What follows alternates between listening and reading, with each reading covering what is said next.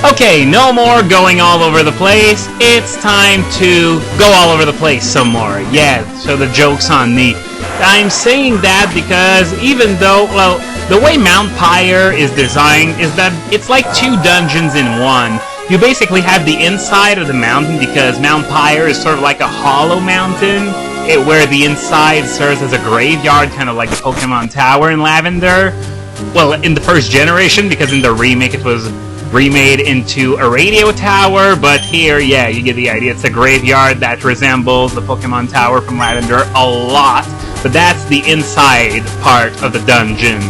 And there's an outside part, a mountain pass, where, well, you go up the mountain pass, and at the end you encounter a few goons from Team Aqua. It's funny how, you know, so far I've encountered Team Aqua so many times, and yet I've fought Team Magma exactly once, and that was on top of Mount Chimney.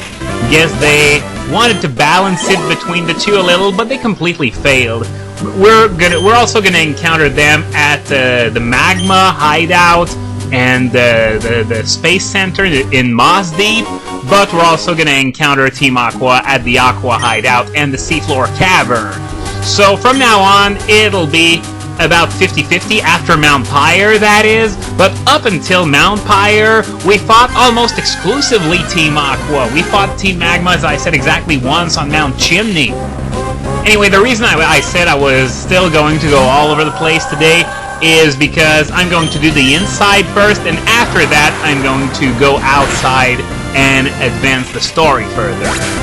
And I'm just letting you know, by the way, that I'm going to take a week off of work on the week of June 14th, but that doesn't mean there will be any new videos that week, because I'm obviously going to be very, very busy, because I took that week off to be able to attend the Speed Gamers Mario Marathon, which is, well, their big summer blowout.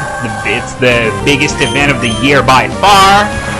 And it's sort of a tradition by now. If it's the biggest event of the year, they are going to be raising money for Act Today, like they did in the Pokémon Marathon in 2008, the Final Fantasy Marathon last year, and now the week-long Mario Marathon this year. Now I've seen a lot of people complain that they couldn't attend the marathon that much because of exams. Well, that's what you get for being under the age where you actually go to work and you can decide of your own weeks of vacation. And I'm very happy that I'm actually able to take a week of vacation that month, because usually people take their vacations in the months of July and August, so it doesn't interfere with anyone else's plans. So yeah, I will be there all week. So yeah, it's going to be at thespeedgamers.com as usual. It's going to start on June 11th at 7 p.m. Eastern, 6 p.m. Central. And since I got a lot of comments and private messages from people in the UK last time, it's going to start for you on Saturday at midnight. And for anyone else, I'm going to provide a link in the movie description so that you can convert those times to your own time zone, so that, for example, it gives you at which time the marathon will start for you. And considering about half of my subscribers found me through Chugga's channel, I'm really becoming Captain Redundant here, but in case you didn't know, he will be playing in the marathon. He's not gonna show his face, though, so don't even bother asking. And Proton John will be there, too, and there will be Steve Weeby, World Donkey Kong champ as well, and I believe I'm forgetting something. Am I? Oh, no! Oh, man! Oh, and I was just about to say, I was hoping that an HM slave wouldn't be sent out, but, well, okay, that's okay. I'm just going to send Gardevoir out again, and hopefully doesn't use the Whirlwind again. Oh, man! I just had to say that, didn't I? Not Tentacool again! Come on! Oh man, let's send out Gardevoir.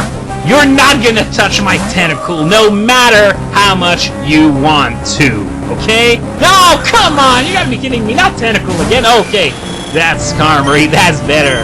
Actually, something that can actually kill Hariyama here. And it used Whirlwind again. Had it not used Fake Out at the beginning of the video, I would have started to wonder if maybe it was choice or something like that, but then again, this is your average trainer in the Pokemon game. They're not smart enough to use choice items. And by the way, this would be an appropriate time to bring up the fact that Roar and Whirlwind have a priority of -6. They always go last, except when compared to a slower Roar or Whirlwind, or Trick Room, which has a priority of -7. And when Roar and Whirlwind go first, they fail, which, as I said, almost never happens unless you're facing a slower Roar or Whirlwind or a Trick Room user. And by that I mean on the actual turn that Trick Room is used, because Trick Room only reverses the speed of each Pokemon that are out. They're not reversing the priority, so Roar and Whirlwind won't go faster if you use Trick Room. That won't work. And of course you don't want it to go first anyway, because as I said, it'll fade. And I wasn't done quite yet with that whole Mario Marathon thing. You know, if you're familiar with the usual formula of the Speed Gamers Marathons, they're not going to follow that formula. They've separated each day into slices of 6 hours, and during each of those segments they're going to play this game, then that game, then that game, and if they're not done at the end of those 6 hours, they're going to move on to the next game, to the first game in the next segment of 6 hours, and they have left out in the schedule areas where they're gonna be catching up on games that they haven't finished yet, and if they're all up to date, then they're gonna play party games, or rather multiplayer games, since there are all kinds of multiplayer games with Mario, like Mario Kart, Super Smash Brothers, and Mario Party, Mario this, Mario that. Mario's done everything. And I do mean everything. He even fell down that really remote hole on stage 5-7 in Super Mario Brothers 3. Oh man, I can't believe I still remember that, actually. This was, honestly, I've had some bad deaths there, but that was the most humiliating one of them all. It was like a hole that was at the complete corner there, and all I had to do was go up, and I still managed to fall down that hole while chasing a star. That was horrible. Anyway, I'm going to link to the schedule, even if it seems a little complicated, and for those of you who want something more simple, I'm going to simply put the list of the games that they're going to play, not multiplayer games though, but the games that are actually planned for the marathon. That's going to make a lot of stuff in the movie description. But hey, it's YouTube's bandwidth, not mine.